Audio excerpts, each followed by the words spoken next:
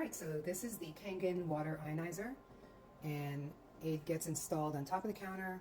It needs to be plugged into the electricity, and it usually is connected to a designated faucet. Okay, we typically use a designated faucet from Ion Faucet. They don't all look like this, some of them are smaller. And this line here feeds water into the machine. The water goes through the filter, which is here. Let me take this out real quick. There's actually a little arrow right here, and if you push in, it usually comes out. Okay, this is the Kangen Water filter, but what really happens after it is filtered is called the ionization process, and that happens inside of here. There's an electrolysis chamber. Once the water is ionized, the water that's rich in hydrogen is what we designate as a drinking water, or the alkaline water is going to come out from this hose. And then depending on the type of faucet, some faucets accommodate for the acidic hose, although the machine comes with a little attached hose that's white in color, and usually it just will sit here and run off without having this extra attachment. Okay, so that's what that looks like.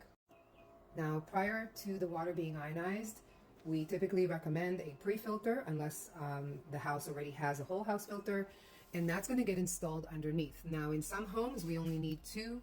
In some homes, we need 3, like here. So the cold water is diverted to the filter, okay? And then it goes up into the faucet. So by the time that it gets into this part here, it's already cleaned from all the contaminants, and now it just gets ionized. Now, typically when we do installs, we reinforce with plumber's tape to make sure that everything is super tight. And these are just the housing of the cartridges that sit inside. When you first install this unit, you want to flush out the cartridges prior to connecting the water to the machine. And what we do is we have like a flexible hose, right? So like today, for example, I'm going to be taking out my pre-filters and replacing them.